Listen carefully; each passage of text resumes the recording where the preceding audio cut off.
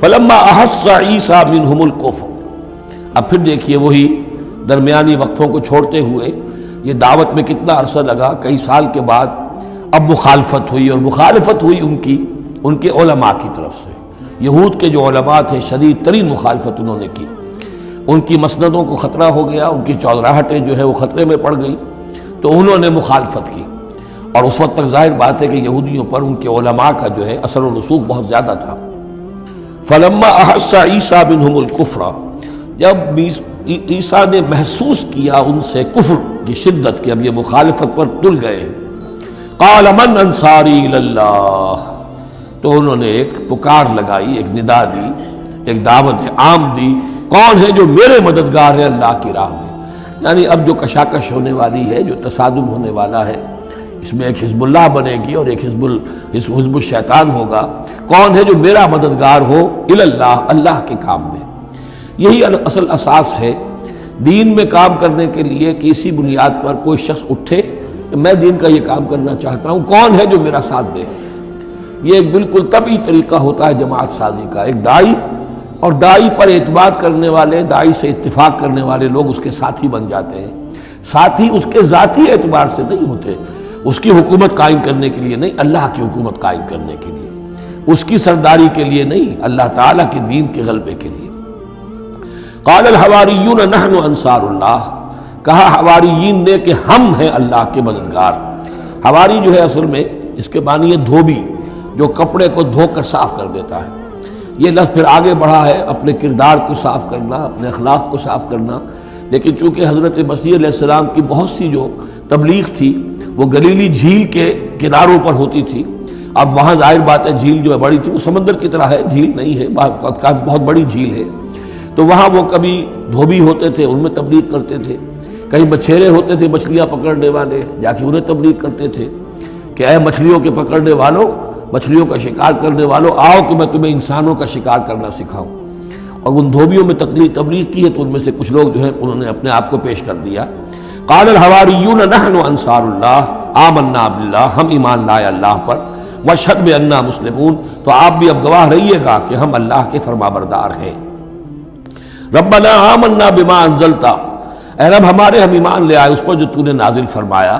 واتبعنا الرسول، اور ہم اتباع کر رہے ہیں تیرے رسول کی، فاکتبنا مع الشاہدین، تو اے پروردگار ہمارا نام گواہوں میں لکھ لے۔ یہ گواہ یہی ہے کہ جو لفظ اختیار کیا گیا ہے اب عیسائیوں کے خاص فرقے کی طرف سے، یہواز وٹنسز، یہوا کا لفظ جو ہے وہ عبرانی میں خدا کے لیے، خدا کے گواہ، یعنی وہی بات کہ جو قرآن مجید میں آئی ہے، وَكَذَلِكَ جَعَلْنَاكُمْ أُمَّةً وَسَطًا لِتَكُونُوا شُهَدَاءَ عَلَى النَّاسِ وَيَكُونَ الرَّسُولُ عَلَيْكُمْ شَهِيدًا، تو اللہ ہمیں اپنے گواہوں میں ہمارا نام لکھ لے، یہواز وٹنسز۔ فَاكْتُبْنَا مَعَ الشَّاهِدِينَ، مراد یہ نہیں ہے کہ یہ یہواز وٹنسز وہ لوگ ہیں، میں نے صرف وہ لفظ کی مناسبت کہ انہوں نے یہ لفظ کیوں اختیار کیا ہے، تو یہ لفظ قدیم ہے، اسلامی حکمت اور اسلام کی مصطلحات جو ہیں ان میں اس کی ایک حیثیت ہے۔ وَمَكَرُوا وَمَكَرَ اللَّهُ، اب انہوں نے بھی چالیں چلی اور اللہ نے بھی چال چلی۔ وہ جو ان کے فریسی بیٹھے ہوئے تھے، علماء بیٹھے ہوئے تھے، وہ چالیں چل رہے تھے کسی طرح اس کو پکڑوائیں، کسی طرح، اس لیے کہ وہاں جو حکومت تھی وہ یہودیوں کی نہیں تھی۔ اگرچہ یہودی ایک بادشاہ تھا، پپٹ کنگ، جیسے کنگ فاروق ہوتے تھے مصر کے اندر، اصل حکومت انگریزوں کی تھی، لیکن کنگ فاروق بیٹھے ہوئے ہیں۔ اسی طرح کا وہ پپٹ کنگ تھا کہ جو یہودیوں میں سے تھا، اصل حکومت تھی رومیوں کی، اور رومی گورنر پائلیٹس پونٹس وہ وہاں پر موجود تھا۔ اور اس طرح کی کوئی کیپٹل پنشمنٹ جو ہے وہ یہودی خود نہیں دے سکتے تھے جب تک کہ وہ جو اصل گورنر ہے اس کی طرف سے اس کا حکم صادر نہ کیا جائے، لیکن ان کی مذہبی عدالتیں تھیں، اس میں بیٹھ کر یہ ان کے مفتی، ان کے فریسی، ان کے علماء بیٹھ کے فیصلے کرتے تھے، اور اگر وہ فیصلہ دے دیتے تھے تو ان فیصلوں کی ایگزیکیوشن جو ہے وہ پھر رومن گورنمنٹ کے تھرو، اور وہ ہوتی تھی اس کی جو تنفیذ جو ہے وہ پائلیٹس پونٹس کے ذریعے سے، لہذا ان کے ہاتھ بندھے ہوئے تھے۔ اب کسی طریقے سے پھنسوائیں اس کو، سوال الٹے سیدھے کرنے، ایسے سوال کرنے کہ وہ جواب دیں تو اس میں بغاوت کی بو آ جائے، تو کہیں دیکھو یہ رومیو یہ تمہارا باغی ہے، اس طرح کی وہ چالیں چل رہے تھے۔ وَمَكَرُوا وَمَكَرَ اللَّهُ، اللہ کی اپنی چال تھی۔ اب اللہ کی چال کیا تھی، اب اس کی تفصیل قرآن میں نہیں ہے، یعنی یہ کہ ان کے حواریین میں سے ہی ایک نے دھوکہ دیا اور حضرت مسیح علیہ السلام کو گرفتار کروایا۔ اب اس کے بعد اللہ تعالیٰ نے جو کچھ انجیل برنباس میں ہے، قرآن میں نہیں ہے، حدیث میں نہیں ہے، ہمارے اولین جو مفسرین ہیں ان کے ہاں بھی نہیں ہے، لیکن یہ انجیل برنباس، ایونجیلیم برنابے، جو پوپ کی لائبریری سے برآمد ہوئی ہے، اس کے اندر یہ تفصیل ہے کہ جس حواری نے آپ کو غداری کر کے پکڑوایا تھا، گرفتار کروایا تھا، اس کی شکل حضرت مسیح کی بدل دی اللہ نے، اور وہ پکڑا گیا، سولی وہ چڑھا ہے، اور حضرت مسیح پر وہ ہاتھ ڈال ہی نہیں سکے، بلکہ جس باغ میں آپ روپوش تھے، جیسے ایک کوٹھڑی سی بنی ہوئی تھی جس میں کوئی آلات وغیرہ رکھ دیتے ہیں، اس باغ میں وہ روپوش تھے اور اس کوٹھڑی میں عبادت کر رہے تھے،